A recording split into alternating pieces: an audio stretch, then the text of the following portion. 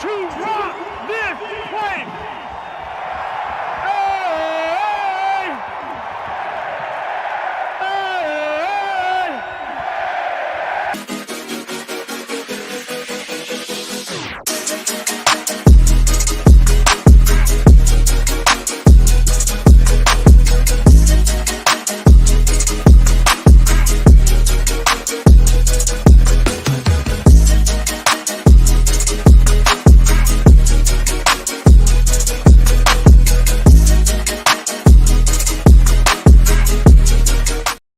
Welcome to the Buffalo Sports Conversation Room. I'm your host, Jamie Malloy, and I am ready to talk about Week 7 football. But first, I'd like to bring on my co-host, who is also a New York Mets fan and is also a Buffalo Bills fan like me. Everybody, please welcome. And we also have a special guest, Mr. Wheels, too. Mr. Wheels is a Buffalo Bills fan and a captain of the player in the Bills' first ever wheelchair football team. So first, everybody, let's welcome onto the podcast the co-host, Mr. Joe Dalio. Hey, Joe, how's it going? It is going great, Jamie. How you doing today? I'm doing well. I can't complain.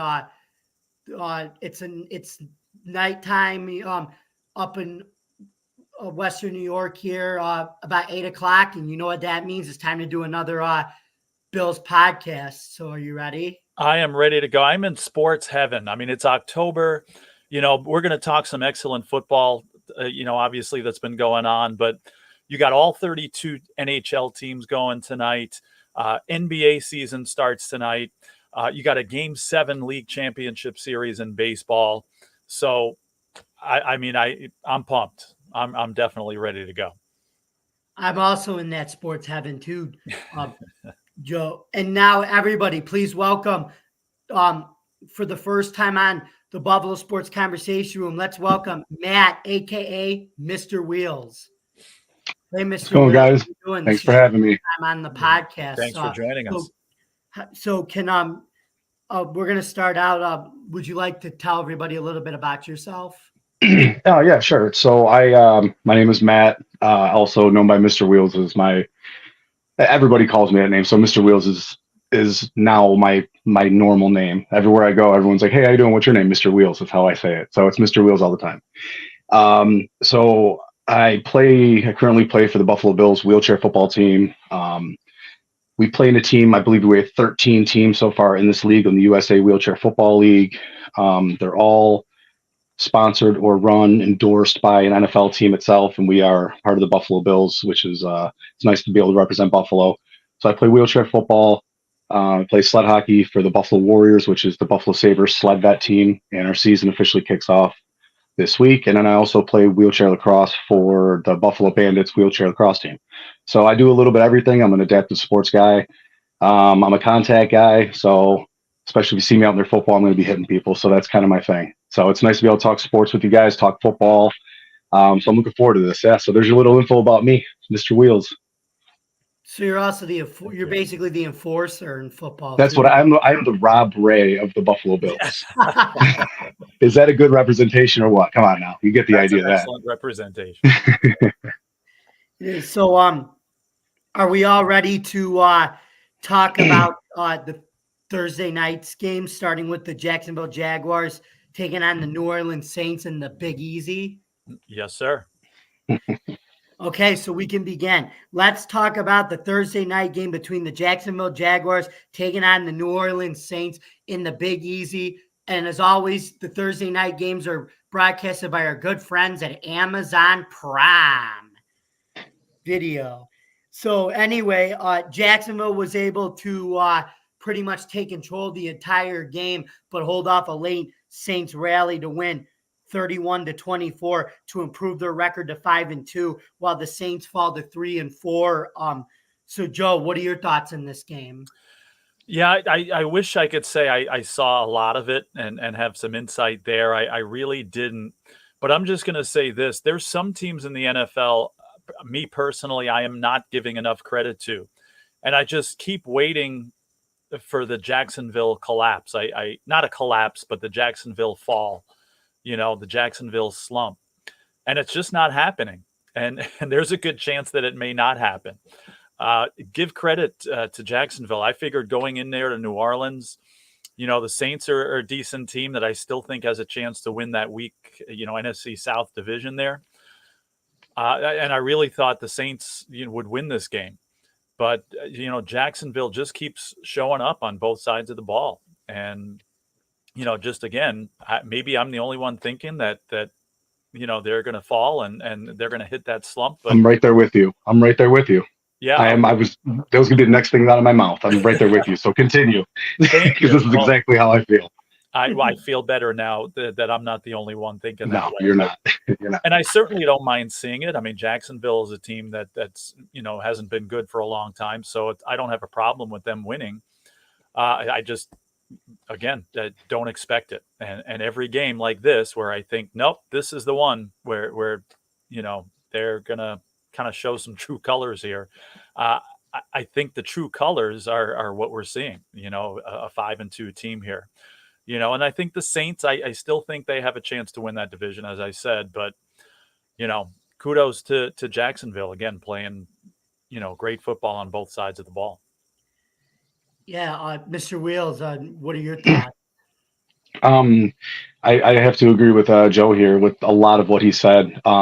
Each time I do watch, personally, I was a Trevor Lawrence fan, Clemson. But I did not personally have high hopes for him when he came in. I just didn't see him, progressing and getting better as the years go on. But this year too, every time I'm like, well, this is going to be it. This is the slump. This is where they take their drop. And they surprise me each week. Each week that he, Trevor Lawrence too. I mean, he's been a playmaker lately. I mean, maybe not a huge playmaker, but with his legs, which is nice to see. It's a little bit of Clemson coming back out in him, how he used to play. So I like to see that. I have nothing against Jacksonville. I'm actually, besides them, when they play us, I don't mind to see Jacksonville do well.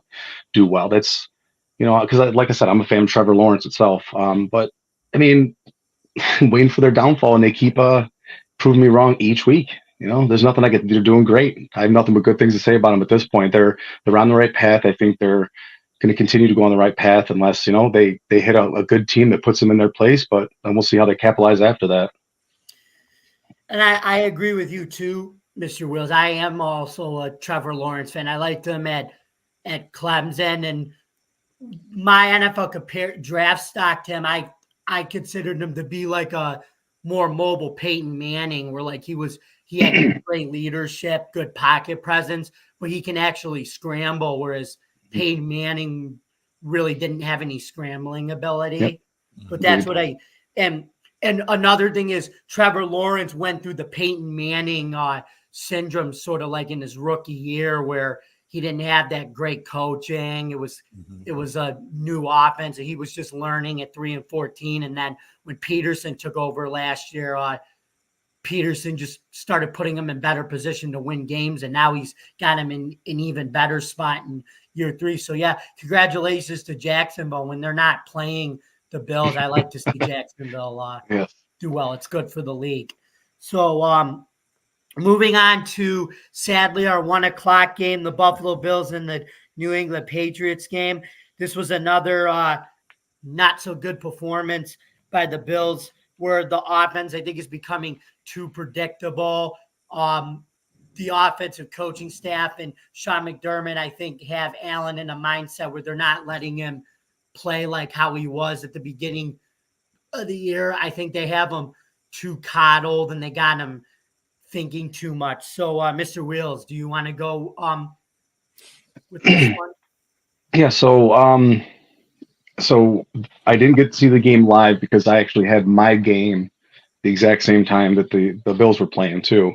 So I didn't get a chance to see any of it. I did go back and I was able to watch it. And I will have to agree with you. There's something going on to where, there's a lot. People can throw a lot of ideas out there. It's Ken Dorsey. It's, firing, what's his name? Dayball or Trump. Okay, yeah. Yes, thank you. I don't know if it's coaching. I don't know if they're telling him to to slow down and stay in the pocket, make better. They're not letting him play him. So I have to take a step back and go back to Jacksonville. I feel like with that coaching change, whatever they did, they're letting Trevor Lawrence play more like him. And when you play more like yourself, that's when you're more effective. When you play a different play style or a different way, it will throw you off. So I think whatever the changes that were made, whether it's through coaching, whether it's through just the communication with the coach saying, watch yourself, make different plays. I get it, but as an athlete, as a star athlete, like Josh Allen has the ability to perform top, not, the top receiver or top quarterback in the league. You kind of have to let him do his thing. And I think we are holding him back or guiding him to stay back. Now, overall, he can make that decision. How much do the coaches jump down his throat if he makes these plays? That's all the inside stuff we don't really understand. But they do need to let Josh be Josh. And I think that's one thing that's affecting us altogether. But, is it coaching? Is it players? Is it, what is it? I mean, I think it's probably just coaching. I think it comes down to that. We need to let the man be himself and play like how he played the first couple of years. I want that Josh back. I want him to put everything, every effort, like even if it's 3-4 yards, he's going to fight for it. Yeah, we don't want him to get hurt, but you know what? The guy is his heart is in it. He loves the sport. He loves Buffalo, and nothing excites me more than seeing a player that wants to win. That wants to do it for the city of Buffalo. Do it. Just go out there, perform for everybody. And it's just it's upsetting to not see him do the things that he is capable of doing at this point. Yeah, it's definitely upsetting to say the least, and I think that's an understatement. Upsetting. So, Joe, your thoughts? Yeah, I agree with everything that was just said, and I have some concerns about this team, obviously, and a little optimism that I'll share, I guess, once you go there, because I don't want to steal everybody's thunder here. But again, I agree with everything that was said. I guess a couple of things that I noticed here is running the ball less. Those games where they were very successful offensively against Miami, and against the Raiders, they were running the ball a lot and successfully, and they ran the ball like 30 times. I think we mentioned, last week's game, it seemed like they hardly, I'm talking about the game against the Giants. It seemed like they hardly ran the ball at all. And they did a little bit more. I think about 20 times they rushed here.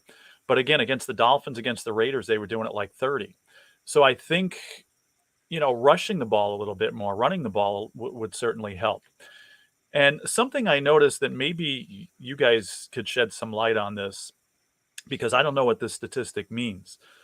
Stephon Diggs, he had a little bit of an off game compared to the way he's been playing. I mean, he did score a touchdown. He was targeted 12 times, but only had 6 receptions.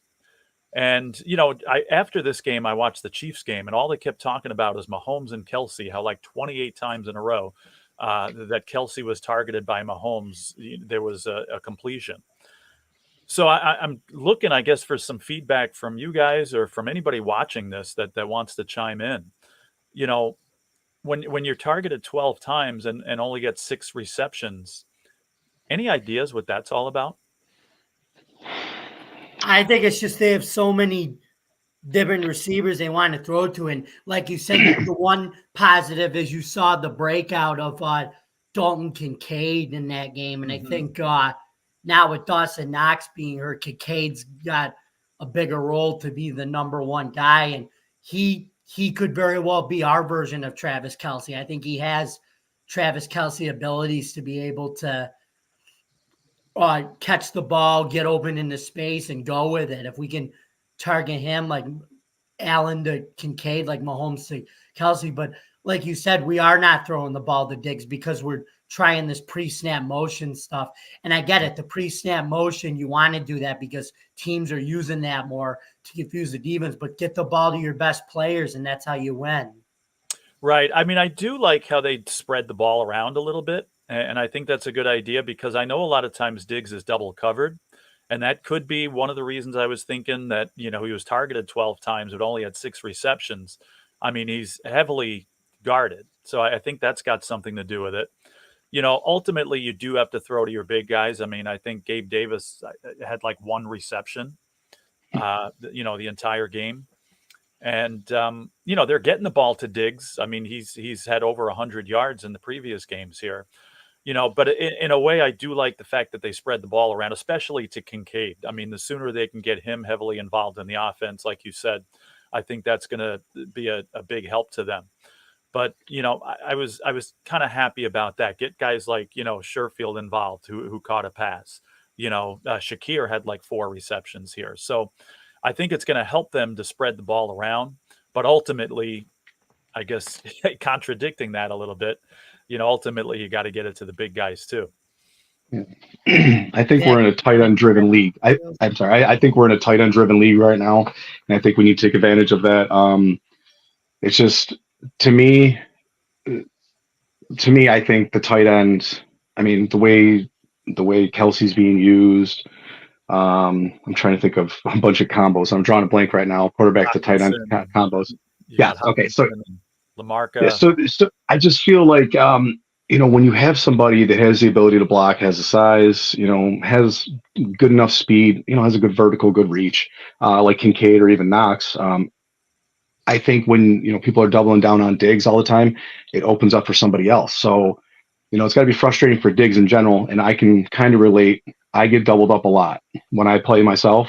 So when I'm doubled up a lot, it frees up somebody else who's that next guy, and then it makes them readjust again.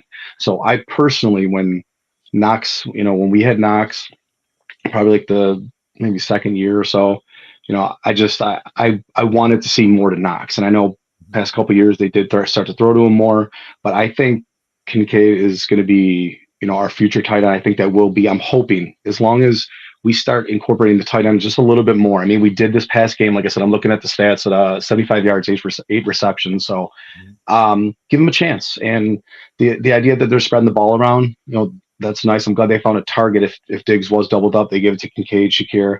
But like I said, I think it's a tight end driven league right now. And I think we need to capitalize on that and take advantage of Kincaid and Knox if we got him out there, even as a duo. Can you imagine if we had him as, 2 tight end spread? I mean, that brings up a whole nother option. Right. So, like I said, you got Kincaid, but like I said, Quentin Morris is another guy that's shown that he could be a receiving type of tight end with speed. He just doesn't get that much playing time. But with Knox out, it could be a duel between Kincaid and Morris. That could end up being the duo until Knox comes back. Maybe they take advantage of that because, like you said, it is a tight end driven league. Mm-hmm. Yeah. But anyway, and I forgot to mention, guys, we apologize here. The final score of that game, the Patriots won 29-25, and I forgot to mention that, and I apologize there. So now it looks like you, Joe, you, Sal, and myself were a little bit closer predicting our scores this week, but we're still way off with the winning team. You had Buffalo 24, New England 14. Sal had Buffalo 24, New England 13. And I had Buffalo 24, New England 10. So let's hope that we can get it a lot closer with Thursday's prediction. You want to go first, Joe? Yeah, I'll say this. I have to stick to my first instincts because anybody who saw the show that we did in the beginning of the season where we went through our game-by-game predictions. In that game, I actually said I had the Patriots winning that game. Now, I'm not a genius for that because last week, the way the Bills were going and the way the Patriots were going, I changed my mind, and I, as you said, I picked the Bills to win this game. I changed my initial pick. So I regret doing that now. So I'm definitely going to go with where I've been going. And just to talk about that too, I think, there is something missing with this team right now and they're not certainly playing to their potential. But I think also, there's still not reason to panic yet. I had the Bills going 10-7 in the regular season. I still think they'll do that. I had them at 5-2 at this point in our beginning of the year predictions here. So they're 4-3 right now, although they could easily be 3-4. But I could still see this team going 10-7. The only issue is I thought that would be good enough to win this division. And now, again, the way the Dolphins are playing, and the way that the Jets aren't exactly going away, 10-7 might not be good enough to win this division at this point. So we'll see what happens with that. But I'll stick to my original prediction. I think we all had the Bills winning this game. So I will say for Thursday night's game, Bills 27, Buccaneers 16. You want to go next, Mr. Wills? All right. So I'm going to say 21. I'm going to say 21-10. I feel like this will be the week. This will be the week right now where we'll see what corrections are made and hopefully the direction that the Bills, in general will be heading. So I think I'm going to go 21-10, to be honest. Okay. And as for me, I'm still optimistic about this team. I think this is the week where Josh Allen finally gets back to being the Josh Allen slowly but surely. So I have the Bills winning this game 20-11. Okay. I like it.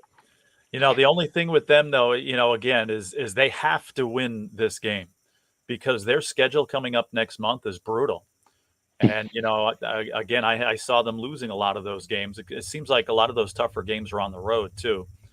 Yeah. So there's going to be tough to win, but, they lost one that they shouldn't have, perhaps now, at that time they can win one that, maybe we don't think that they, we didn't think they would. So again, I think like you guys said, this could be the game they get it back together and put themselves back in the right direction. Yeah, at least headed in the right direction. A little light at the end of the tunnel, I guess you could say, because we are going to start leading into late season too, where the playoffs start to stack up. We're going to see where we end up. So it's time to start putting it forward. So hopefully this is their second gear when they kick into the the last half of the season. I guess you could say. What do we have? 6 games right now? It's 5, 7 games. Yeah, so we're just almost halfway through. Mm-hmm. So yeah. I think if we do win this game, 5-3 would actually look better than 4-4 going into those tough games. But 5-3 wouldn't look bad, all things considered. I feel. I thought the same thing earlier. It's funny that you say that because I was thinking the same thing. 5-3, looks okay. Yeah, agreed. Okay, so now looking at the 4:00 Los Angeles Chargers taking on the Kansas City Chiefs game, with the Chiefs up 24-17 late in the game. They broke open the game with a KC touchdown to win the game 31-17. CBS was once again being blasted for showing Taylor Swift more than the game. Surprise, surprise, right? So, Joe, what did you think of this game? Was Kansas City able to shake it off from all that Taylor Swift coverage on the TV? It's like, oh my! It's like, man, are we out of the woods yet? Because I don't think so. I knew that the references was coming. And Taylor Swift is definitely the anti-hero. It seems like in all this, but. Like I said, nothing against Taylor Swift, but I don't want to see her doing chest pumps with, Mrs. Mahomes or whoever that was there. But, the game surprised me a little bit. I thought it would be closer. In fact, some guys I was listening to earlier in the week were saying, that they were going to bet on the Chargers because I think the point spread was about 5.5, 6. And they said, you know what? The Chargers are going to do what they always do. They're going to lose this game by 3 points. They're going to be close. Kansas City is going to kick a last-minute field goal, and the Chargers are going to win another lose another 3-point game. And unfortunately, I listened to them and did the same thing, and it didn't turn out that way. But, the Chiefs just really look good. I mean, the Chargers are no slouch. They're not playing well right now, but, they're still a good team, I believe. And the Chiefs just, I think – made a statement in that game that, that they're once again. I mean, we knew this anyway, that they're a Super Bowl contender, but it's looking more and more like they plan on repeating. And it's kind of made me believe that it's more and more possible just based on this performance. I agree with that. Mr. Wheels, what do you think? All right, so my thoughts on the game. So the way Taylor got up from one seat to move to the other was phenomenal. I love the way that play. She executed it perfectly, X's and O's. It was great. And the way she brought her hand up, high five, that was the best part of the whole entire game. No, no, but it was, it's frustrating to ask, a Bills fan in general, anything about the Chiefs itself. But, I am a man who gives respect and, credit where it's deserved. So, shout out to Kansas City in general. I was obviously hoping that they weren't going to start heading in a more positive direction for themselves. I was hoping, they would kind of fade off a little bit. They have a good couple of years and then just level off. But, they surprise me every once in a while when I hope for. I mean, we know what they're capable of, but my wants is a little bit different than what's actually going on. I want them to level off a little bit, and every time it seems like it's going that way, they just they pull through again. Kansas City's it's just a tough team, and like I said, tight end driven league. You got Kelsey and Mahomes, and it's hard to stop that right now. I mean, they are literally throwing it in his face every single play, and it can't be stopped. So right. Kansas City's just doing their thing. And it's nice to see that combo work, and so I have respect for it, and I think the Bills should definitely take a play out of Kansas City's book and start using our tight ends more. Obviously, like I said, I'm a tight end guy. I love tight ends, so I'm going to keep bringing it up constantly. Hey, and like you said, Mahomes and Kelsey, it's kind of like they bundle together well, like a combo meal with that. They do. State Farm commercial, except Andy Reid would be saying, "Explain this to us again with those nuggies." I'm waiting for the new Taylor Swift song about Travis Kelce. That'll happen after they break up. Guess what? I think it should be called "Why Do All the Great Tight Ends Wear 87?" Because Rob Gronkowski wore 87, and now Travis Kelce wore 87. But anyway, I'm on a Grammy tangent. Let's get back to. I just thought that was funny. I wanted to put that out there. Taylor Swift, if you're listening, use that song, all right? Because I think we want to hear it. And you can say I took credit for it. But anyway,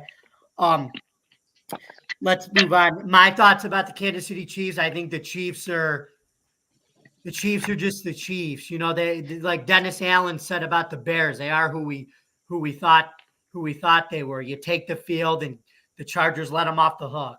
Mm-hmm.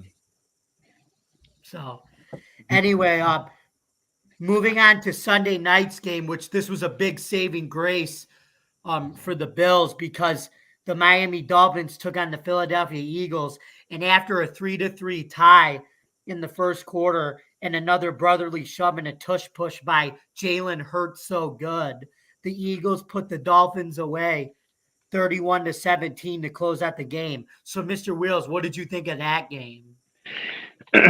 Well, first off, I have to admit that it felt good to see Miami fall. I'm not going to lie. Being a Bills fan, I can't deny that. And you know what? I have to give a lot of credit to the Eagles still. I mean, Jalen Hurts, I had mixed emotions about him when he came in, and he was somebody else at the time where I didn't see a great future for him. I just didn't think he was going to fit in well with the league. I felt like he might have been bounced around a little bit. I wasn't sure of him. That was just my personal opinion. But again, he proves me wrong, and he shows that he belongs. And the team itself is just, it's a good mesh of everything. I don't know. It's something about the Eagles. It's something in the water. I don't know what it is, but the Eagles got a good thing right now. I like where they're headed. I like what they're doing. Hurts, he improves and just proves me wrong each week. And like I said, I got to give the guy credit. Was it 31-17, right? Is that what it was? Yes. Mm-hmm. I said I had to catch up on a lot of these games because, like I said, I missed some of the games when I was gone. Coming back and watching them, I was reacting as if they were live. Like I was like, I forgot I could fast forward through the commercials. But I'm still watching it like it's live. But it was, the Eagles. they are a solid overall team. I like it. I like that. I like the team. They're doing great. They're doing good things. Another team we get to see later in the year too. We play them in Philly. It should be interesting. But Joe, your thoughts? Yeah, you know what? I wasn't too surprised with this result. I first of all, I thought, the Eagles after losing last week would be up for this game for sure, and would want to come back from that loss to the Jets. And the Dolphins are a very good team. They're going to be there at the end. They, as I said before, they may end up winning the AFC East, but they haven't, played very strong opponents. And really, again, we saw what happened against the Bills when they were here. And, I almost saw the same thing happening in Philadelphia before the game. And, Philadelphia did show up after the loss, unlike another team we're going to talk about shortly after this. But the Eagles really played like a Super Bowl team, and again, I didn't expect as much from them this year. I thought maybe they'd have the Super Bowl hangover a little bit and, have a little bit of a letdown. And, I still think Dallas is a very strong team and can end up winning that division. But, certainly the Eagles are playing extremely well and as good as, if not better than, how they played last year when they went to the Super Bowl. So, again, I figured they'd be up for this game. I figured the Dolphins would struggle a little bit, and it pretty much went according to the script as far as I had it going. So, again, the Eagles look really good, and I don't see them, letting up. And as you said, they're just such a solid team, They both really are. sides. And now with that experience last year, going to the Super Bowl and the hunger to get back, look out for them because they're going to be there in the end, I believe. I agree. Completely agree. Yeah, I think there is something in that Philadelphia water. It's called the Philadelphia cream cheese. I think they're sprinkling in there in that Philadelphia River, and it's just and it's You know what it is? Jalen Hurts. But yeah, going back to what were you going to say, Mr. Wills, and then I'll say. No, I was gonna say. I think it's because of the show Always Sunny in Philadelphia. Okay, I think that's why. It's Always Sunny in Philadelphia for the Eagles. So I think that show was just made for the team itself. So continue. That and the cream cheese. Okay. Yeah, and the cream cheese. Yes, of course. Philadelphia and the cream cheese. But anyway, yeah, I've always liked Jalen Hurts. I liked him as a quarterback prospect coming out. I mean, he started as a true freshman in Alabama, which is rare that you don't usually start as a quarterback as a freshman there. He was the first dual threat quarterback to start at Alabama because Nick Saban always had pocket passers prior to that. So he was able to make it work there. But then he kind of struggled a little bit, but then came in for Tua and won the SEC championship against Georgia. And then he transferred to Oklahoma, and where he was able to be Jalen Hurts without relying on Tua, and graduated with his grad degree. And yeah, so he's a very smart, intelligent man, knows how to run the RPO very well and can throw the ball too. He's got a nice arm too, even though he may be little, but he's a speedster too. Yeah, he runs very well. Yes, he does. So, and finally, let's talk about the San Francisco taking on the Minnesota Vikings at home on Monday Night Football on ESPN. The Vikings come up with the win, 22-17, with a late winning interception, with a late INT. So, Joe, what did you think about that upset there of the Minnesota Vikings? Yeah, I was surprised. I'll be honest with you. And again, just like I said, the Eagles would come back after their first loss. I felt like they would, and I really thought the 49ers would. But you know what? I've seen this so many times in the NFL. You have one side where, again, the 49ers, a Super Bowl favorite in the NFC, coming off a loss, a tough loss that they actually could have won that game. Still a great team. Playing against the Minnesota team that's not playing up to its potential. All you heard before was, Kirk Cousins' primetime jinx and how he never shows up for these games. So it was impossible for the 49ers to lose, right? And how many times do you get a situation like this where just everything lines up on one side that it turns around and the opposite of what you think happens? and that's pretty much what happened here. It's just, I mean, the Vikings played like the Vikings team that I thought we'd be seeing all year, and again, I mean, the 49ers did have a chance to win this game as well, and just didn't.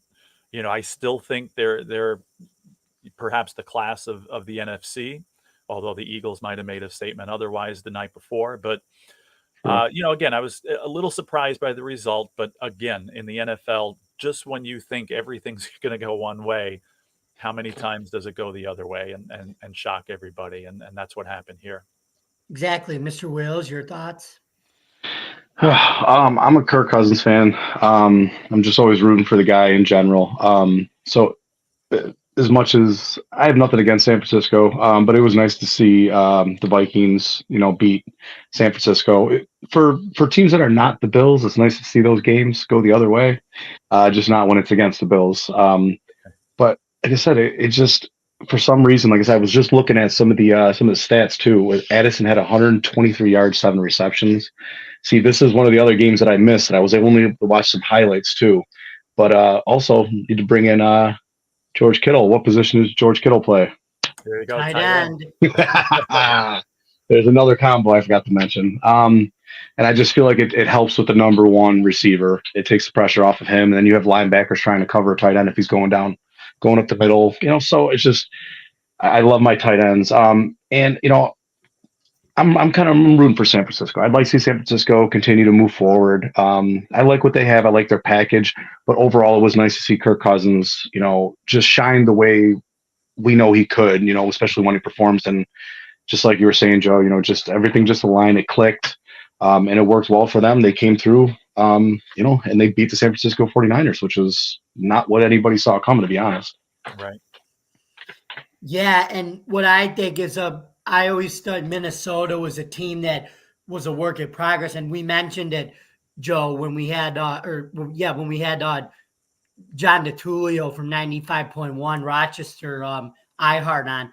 I said when they lost those first 2 games, they were a work in progress, but they were going to get better as the season goes on. And here we are, after being 0-2, we're on the show, and they're now 3-4. And I think if they're a team that could stack on wins as the season goes on, but they got to be consistent. Yeah, and that's the thing with them. I don't think they'll be consistent. I picked them in the beginning of the season to win that division. And again, playoffs, I'm not so sure at this point, but again, they're going to beat some teams, and they're going to be a team that, especially if you're fighting to make the playoffs later on, you're not going to want to play them. I agree. Exactly. So, it's now time in our show for our question of the week segment. What would our podcast, Joe, be without the question of the week, right? Right. But, we're going to have Mr. Wheels answer it this week, since it is his first time on the podcast. Oh, so, all right. Mr. Wheels, are you ready to answer this question? Do you want to give it a try? Let's give it a try. I like it. Okay, Mr. Wheels, here is your trivia question. Can you guess who this NFL player was? He played on 5 different teams, had 153 touchdown catches, and was an all-pro on 3 of the teams. Is it Randy Moss, Jerry Rice, T.O., Chris Carter? Ooh.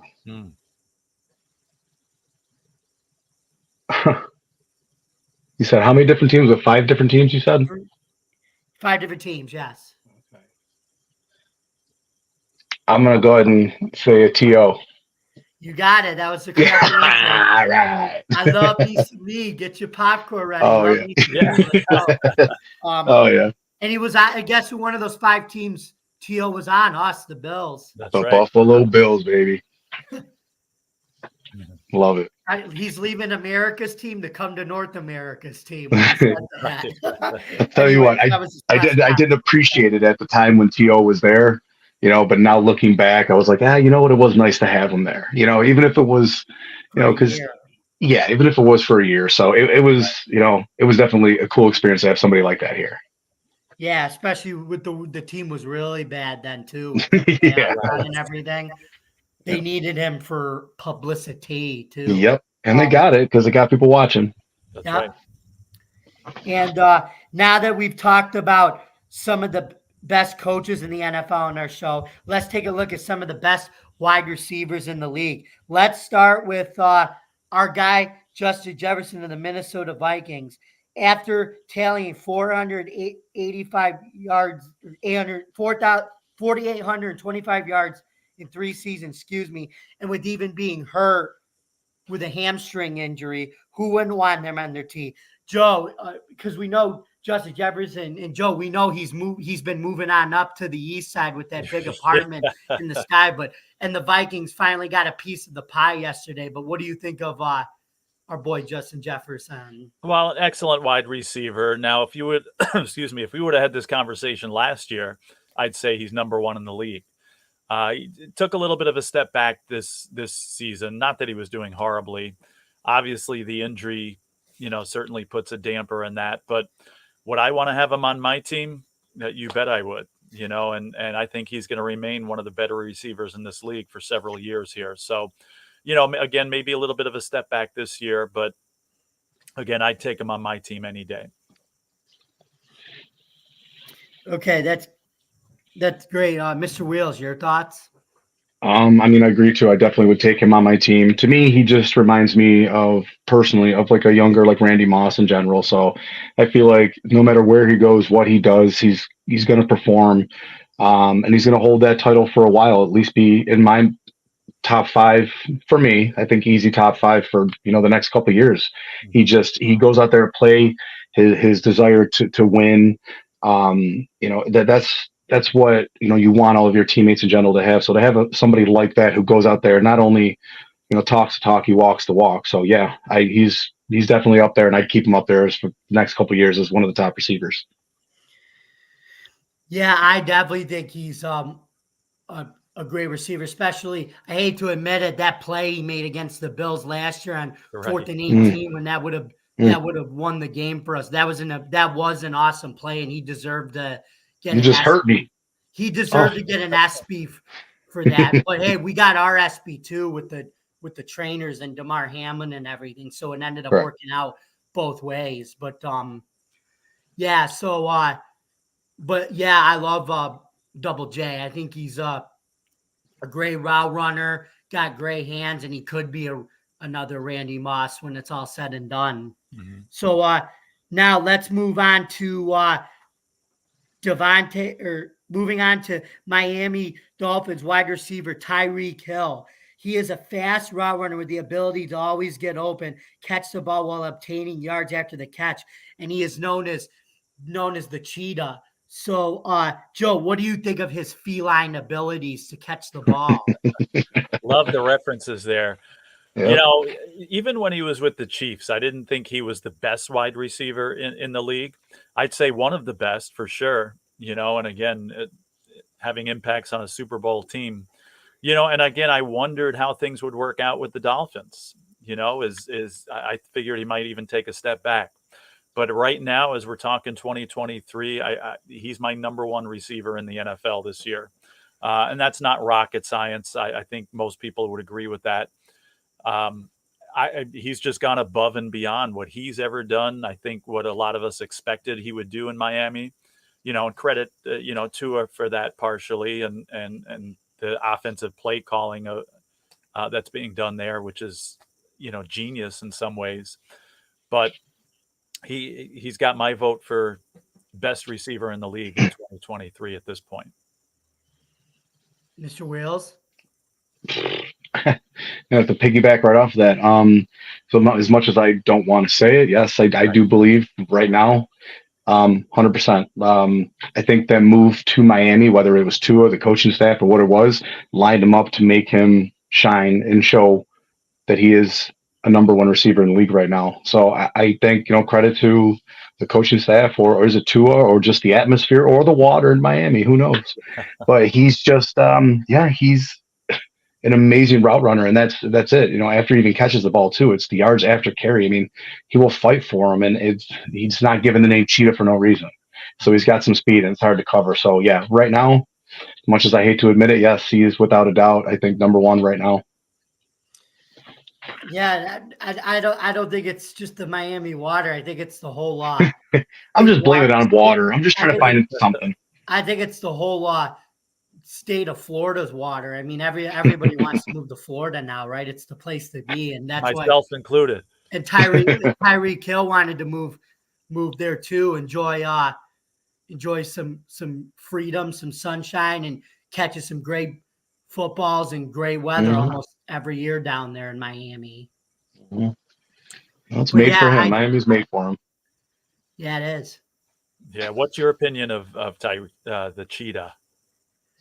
The cheetah, I think it's in his name. He's just so fast. I mean, you can't play zone coverage against him, which is what the Bills tried to do in the AFC Championship game against him and Travis Kelce. And everybody knows if you play zone coverage against those guys, they're going to just beat you one-on-one. So you got to try to play bump and run with them. And even when you play bump and run with Tyreek Hill, it's hard to cover him. So you could even put 6 DBs on him and it's hard to cover him. He's so fast. You got to have a specific defense to be able to slow him down because his speed is amazing. He's got 4.3 speed.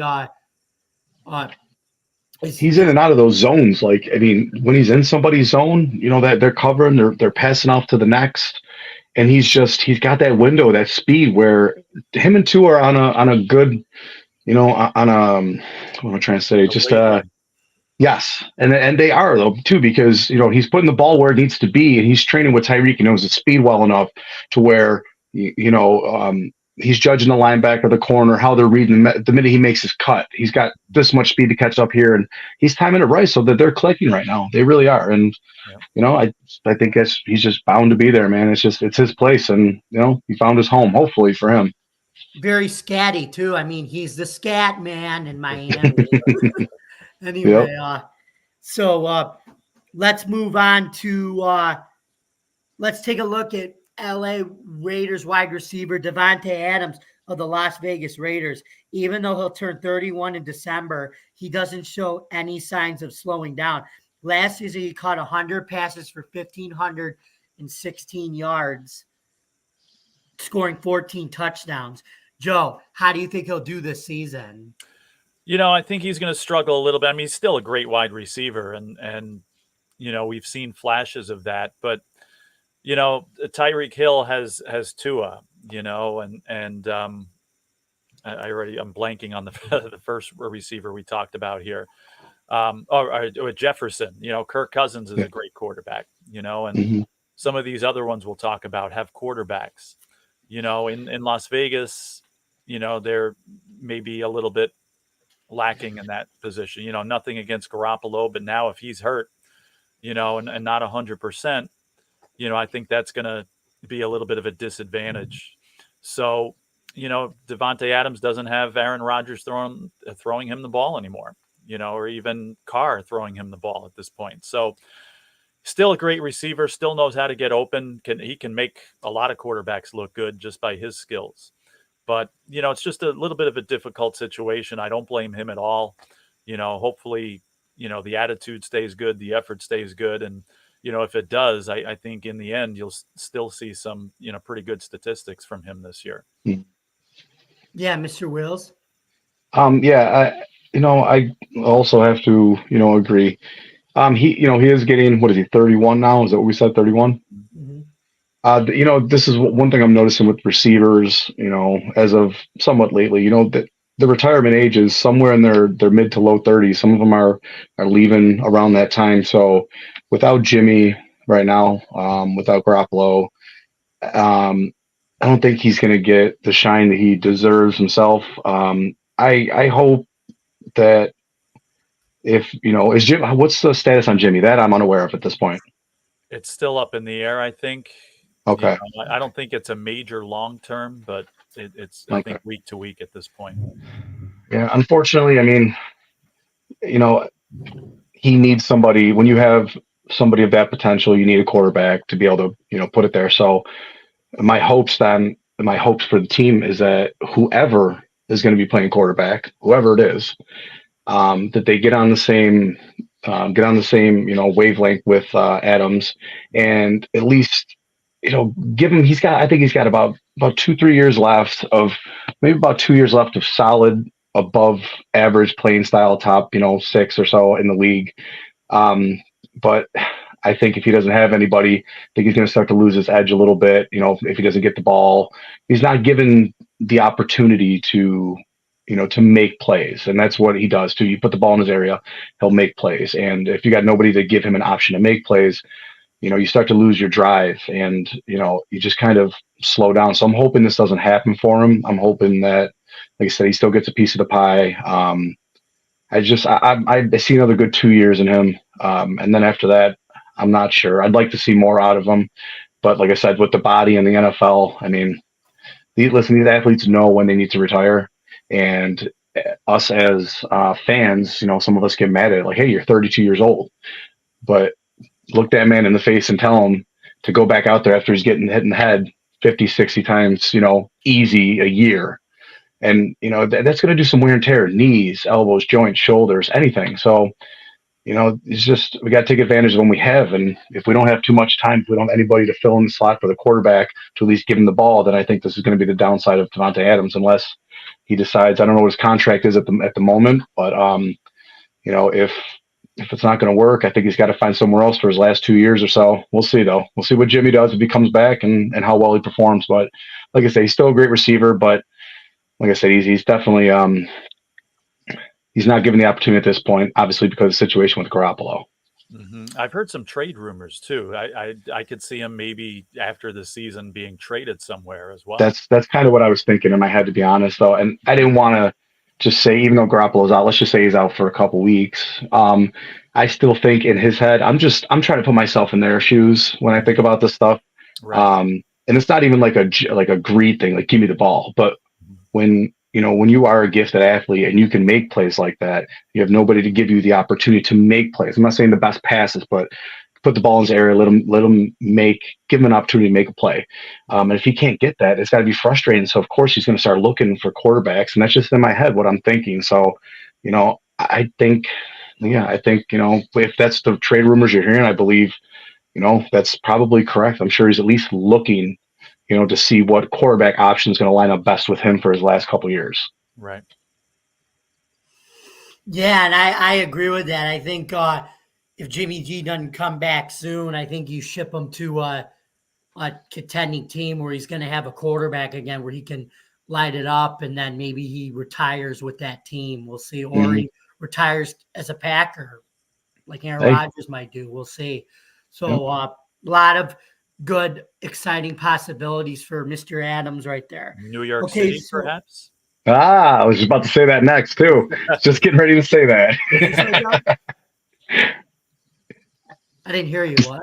I said New York City, perhaps, or New Jersey, I should say. Yeah. The water is no good in New Jersey. So with the Jets or the Giants, you're saying? Yeah, that's. We'll that see. would definitely help Daniel Jones or Zach Wilson there. But yeah. So now turning on to the Philadelphia Eagles, A.J. Brown. Even with having Devontae Smith on their team, Brown racked up 1,496 yards and 88 passes and scored 11 touchdowns on a squad that would rather run the ball. So, Joe, what do you think about A.J. Brown? Because I can't believe Tennessee traded him back in 2020. Yeah, and at the time, I thought Tennessee traded a very good wide receiver. Now, it just seems like every game, he's turning into an elite receiver. And I would definitely say a top 5 receiver in the league. It's just when you think, okay, he's hit his ceiling, he does something else and has another blockbuster game and shows up big in a game for them. So he's only getting better. And I don't think Tennessee thought he would be this good. I don't even think the Eagles thought he would be this good. He's definitely the prime receiver over Devontae Smith, which us Devontae Smith fantasy owners may not be too happy about that, but credit where it's due. I mean, A.J. Brown is just doing incredible, and he's only getting better and better as time goes on. Yeah, what do you think, Mr. Wheels? I mean, for a while, I used to think, Devontae Smith, I used to think the roles were, I had more my options in my head were more with Smith, but Brown just he just improves and just impresses me, each time. I don't know if I have a thing against other wide receivers because I feel like I'm saying the same thing because I'm like I'm unsure of these, some of these receivers. Like I think I'm just waiting for they get to that peak and then I'm waiting for that fall, just like with Tyreek Hill. In my head, I'm just thinking, oh, he's so good. It's like, when is this down? And it doesn't happen. It just, he continues to do good, so I'm like eating my own words, but I think it's just a part of me that just thinks of some of these guys, they're just too good to be true, it seems like. But I think I need to start to realize that these are some gifted athletes and, there's nothing else about it. They're gifted, amazing athletes. All these receivers that we talked about, and AJ Brown, without a doubt, like I said, without a doubt, one of the top 3, top 4 in the league. And it just impresses me each time too. And when was he traded? What was it, last 2 years ago? Last year? 2021 or 22. Yeah. Last year, yeah. First year. Okay. Yeah. Yeah. So like you were saying too, I don't think that they really expected, him to come out the way he did, and prove to, the position that he's at right now. And Tennessee is probably like, a lot of times you don't realize what you have until you get rid of it, and that's what it seems like a pass for the Bills too. It seems like we get somebody good and then they go away and they shine elsewhere sometimes, so, he's found his place with Jalen Hurts right now too. And I think that's a good combo. Let's just hope there's no fight over who number 1 is and, who wants to stay and, who's arguing over who, if AJ Brown needs the ball more or if Devontae Smith or, what it is. So if things stay the way they are, like I said, the Eagles are just a full package right now and, phenomenal receiver as well, obviously. Yeah. Do you think, AJ Brown would be doing as well in Tennessee at this point? I certainly don't. No, that's why I think Jalen Hurts in general, he is something special. He, ever since he entered the league too, from Alabama, Oklahoma, just, seeing the way this guy moves, it just, when he gets with his receivers, it seems like, once he bonds or, just gets the feel for each of his receivers, he lights it up with them and he's just so on and he's so connected with each one of his guys as far as, where they're going. He just knows them, knows their body, where they're going, where they're moving. It just works, and no, I don't think he would do nearly, not even close to the damage he's doing in Philadelphia if he was back with Tennessee. Not at all. I don't think so. And at this point, I think he'd be wanting to trade too, getting out of there. But you have an amazing quarterback to give him the opportunity to shine. And you can't ask for a better quarterback right now than Jalen Hurts. This guy's on fire. Can't even turn it down. Can't take it away from him. No, you can. And I think it's a good 1-2 punch in Philly there. When we talk about the Philly cheesesteak combo, the one side of the bun, you got Devontae Smith, and then the other side of the bun is AJ Brown. So there you go. And then and those 2 catches combined are in the middle of the sandwich, all the ingredients right there. So. You're right. That was very well said too. You do need somebody else. See, when you have your number 1 receiver, you need a tight end, a good running back, or number 2 receiver. It just separates things up. It's common sense. You don't need to be a genius to understand that. You need to have somebody else to fill in those blanks when this guy's doubled or whatever. And to be able to have like a 1 and 2 like that is actually, it's something special. So when you get them both moving like that, that they're going to be unstoppable, especially if they're all on the same page at the same time. Exactly. So moving on to our guy, Stefon Diggs, who we just mentioned, of our Buffalo Bills. He excels at route running, getting open for the pass, catching the ball for those extra yards, all things coaches expect from their wide receivers. So how do you think he compares to the other receivers, Joe? Can they Diggs it? You're full of it today. Yes, I love it. I get criticized for saying the same thing, so I'm certainly going to welcome it here on a podcast that I'm part of here. You know what? Diggs has been such a great receiver in the NFL for the last few seasons, and in Buffalo here. Again, he's another one that you didn't see getting better. And here's a guy that's continually double covered. and just not given a chance by defenses to shine, but yet he still does. And I honestly think this is his best season so far. And again, didn't see that coming. So, again, it's just when you don't think some of these guys are going to improve, like you were just saying, Mr. Wheels, here's another one that you thought maybe they hit the ceiling. He's getting older. We've seen everything we're going to see from him. Exactly. But, I mean, what did he, 3 games in a row that he had over 100 yards and, he, again, less than that, half that this week, but again, still score, a big touchdown when they needed it. So, I'm very happy with the way he's playing. Again, the feature receiver on the team that's constantly, double covered and yet still getting open and making big plays. So that's what makes him special. Definitely impressive. Yes. Yeah, I love Stefon Diggs. I love when he's also the world's best motivator. I think when he's always pumping up Allen on the sideline, and let's remember, folks, we have to act like he's the only person who ever gets mad or throws it gets upset on the sidelines. No, every player does this. He just gets publicity for doing that ever since the Bengals. He might be a little competitor, and he wants to win. He's always picking up other guys when they're down, and he's the guy he's the heartbeat to that team, even though he's a wide receiver. Every number one wide receiver in the league does the same thing. He's not unique to that. And again, you need a little fire like that sometimes. No, you need, just like you said, you need players. If I did not have a player on my team that was that emotional and that involved, I'd be worried. Right. So to see somebody like that, even if he's yelling, but speaking, but they're not arguing, but he's just trying to get his point across. They're just, that's people need to understand that's just football. I want somebody to be that passionate about what they do that they care, and it depends. However they show their emotion that way, people judge it from a distance. They have no clue. People who don't compete in sports don't know what it's like, to talk to somebody else, even if he's raising his voice, to talk, to motivate, to, let's go get your stuff together. I was here. Look, that's just competitive nature. There's nothing wrong with that. So the people that are out here saying this stuff about Diggs, they maybe have never competed in their life or been emotionally attached to a sport. Because it's just the guy is all in. Diggs is all in.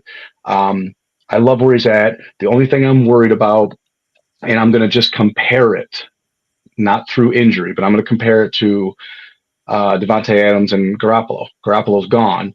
Davante Adams is maybe not going to get as much shine or as much receiving yards or catches in general. And I think if Allen keeps playing the way that he is playing, then unfortunately from here on out, from this point on, I don't personally see, Diggs being like a top, he's going to be a top receiver, but not fighting for that top spot until Josh, because him and Josh they're on the same wavelength as well, just like some of these other guys are. Just you got Jalen Hurts, he's locked in with his receivers.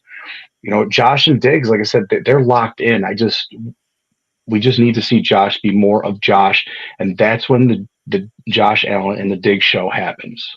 When Josh just is himself, and that's what we want to see more of. And I think from here on out, if we correct ourselves, I think he's going to have the best season of his life. He's having a great season even with the numbers and the scores and whatnot. He's on track to do good. But I think if we go back to and just play a little bit different, make our corrections, whatever we need to, I think Diggs will have an outstanding season from here on out. I definitely think he will be either 1 or 2 by the end of the year. If we get our Josh Allen, the way he plays, the playmaking Josh Allen, I'm not taking anything against him, but his playmaking, if he's going to make those plays the way he does, like I said, I think it's over. I think we got Diggs and Allen show 100%. Diggs number 1. If, like I said, we get our old quarterback back and on track to what he used to do. Yeah, excellent point.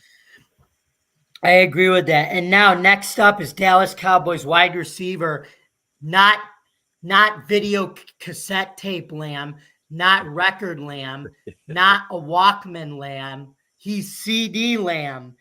And while he caught all the 7 targeted throws for 117 yards in the Cowboys' 20-17 win over the LA Chargers last Monday night, the 24-year-old is surely only going to get better. Joe, what are your thoughts on him?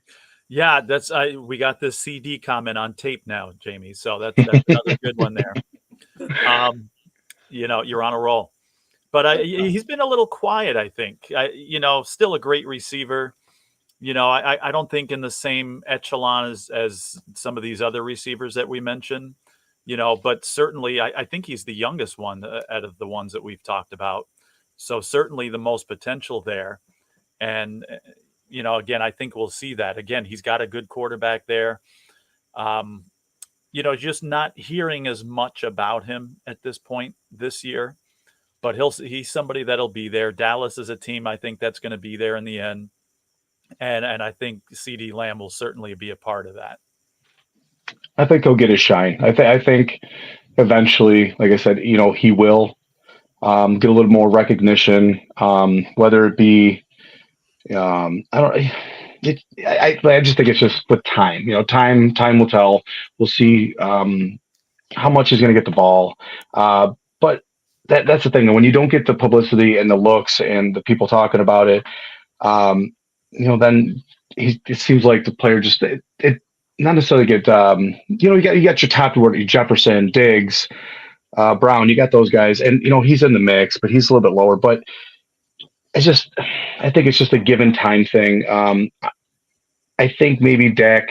I think you put him in the right spot to give him the opportunity to do it. But like I said, it still is, in his younger years, I guess you could say. But I don't know. I'm kind of on the fence. I mean, I'm hoping Dak will give him his recognition, give him his shine, let him take the opportunity to. But another part of me says that I don't think Dallas is where it's at. But that's just my opinion. I don't know. I think maybe he might be suited somewhere else. Where, I don't know. But then again, like I said, he is young, so it's a time thing, and a lot of people don't want to wait, to see somebody, get better over time. So that's a tough one for me. I mean, it's a good receiver. Just I don't know if he's in the right place personally, but like I said, we'll see. I mean, you got Dak Prescott, which you can't deny his talent. He has his on and offs, but I mean, like I said, it's going to take some time. It's going to take some time to see, and I don't know, maybe next year, the year after. I think we're really going to see him as a top one. I think, but give it another year or so. Yeah, and I love CeeDee Lamb. I think when they got rid of Amari Cooper and traded him to the Browns, the Cowboys knew that he was ready to go to be their number one, and he's definitely showed it. And I think, if not this year, next year, he could have a all-pro career year, and then he's going to probably want that money. So we'll see. He's going to want that bag. So we'll see how he progresses in the next. Well, that's also where it comes into play too. If he's going to come up on his contract too. I mean, some people, believe it or not, they hold out. They maybe don't play as good, or even though you think I'm going to play good, but then you get play good, the team doesn't want to pay you more. There's so much to take into consideration here. So I think given time, I think by next year, I think he's going to be on the path as a very, very, very good and top receiver. But just, I think a little bit more time. Right, exactly. And I wanted to tell you, Mr. Wheels, Dallas uses their tight ends more than any team in the league. Yeah, so you should like them. I do have to admit though too, back in when Dallas Cowboys went to the Super Bowl against the Bills, was it 92, 3, 4? Yeah. Those years, I became a Dallas Cowboys fan for like 3 years when I was a kid, and then I went back to the Bills. So I still have love for Dallas deep down inside. So tight ends. That's actually funny you say that too. It's a statistic I didn't even know too, that they use. Dallas uses tight ends most. Is that what you just said? They use them most? Yes, I did. Yeah, I didn't know that either. Thank you. I had no idea. So now you know what? Maybe I'll eat all the words that I said about Dallas. They're on the radar now. Yep. Now they are. Now I'm going to pay attention more. Okay. So, well, it looks like we're coming to the end of our show. So, Joe, where can we find you in this crazy world of social media in 2023? You can find me on X, Twitter at Joe Dell Sports. Again, talking about this sports heaven, not only Bill stuff, but now, hockey, basketball. You'll see some of that on my site too. So Joe Dell Sports on Twitter, X. Mr. Go Wheels, where Celtics. can we find you? You can find me on Twitter, X, Mr. Wheels. I believe Mr. Wheels 101, I think is the name. Mr. Wheels 101 on Twitter, X, whatever you'd like to call it. Nobody knows what to call it nowadays. Right. But now that you're talking about, just NBA and all that, I just got to say, go Celtics. I'm a Celtics fan, which I'm a is Knicks really fan. weird. Don't The hate Knicks. Knicks fan. No, here's the thing, though. In all honesty, like I said, I do. I have support for the Knicks. I will always listen. If it's Knicks and Celtics, money, I pick Celtics. My heart says Knicks. Okay. So I enjoy watching the Celtics. I just like the Paul Pierce, Rajon Rondo, Garnett era, and and then when Doc Rivers left, I almost gave up on him just because I like Doc Rivers. Mhm. So that, like I said, that's a whole nother topic. But I do like my Knicks. I can't deny it. I do like them. I'm always cheering for them, no matter what. They're finally RJ Barrett. good, We'll too. see we'll see how RJ Barrett pulls through this year. That's right. And then Knicks We'll see. Celtics tomorrow night. Oh, that's right. It's kicking off. Okay. Yeah. All right. But anyways, while you guys have fun talking about that over there, you can find me, yours truly, on Bill's Chat 1 at Bill's Mafia Chat, and also at Jamie Moy, the unbiased journalist, at DJ Dog Tags on Twitter, X, whatever you want to call it. And by the way, the unbiased journalist at DJ Dog Tags channel, I just got verified for that one, paid it, so which was good. Awesome. And you can also find me at DefiantTakesFootball.com, where I write stories about the Bills, Syracuse football, and spring football. And remember, folks, Josh Allen shouldn't be told how to quarterback the game. The Miami Dolphins lost to the Philadelphia Eagles, and the Minnesota Vikings upset the San Francisco 49ers. But to quote our great friend, ESPN anchor, and probably one of the biggest members of Bills Mafia of all time, Chris Berman, nobody circles the wagons like the Buffalo Bills. We'll see you next time, folks. All right. Good night, everybody. All right. To rock this place. Hey!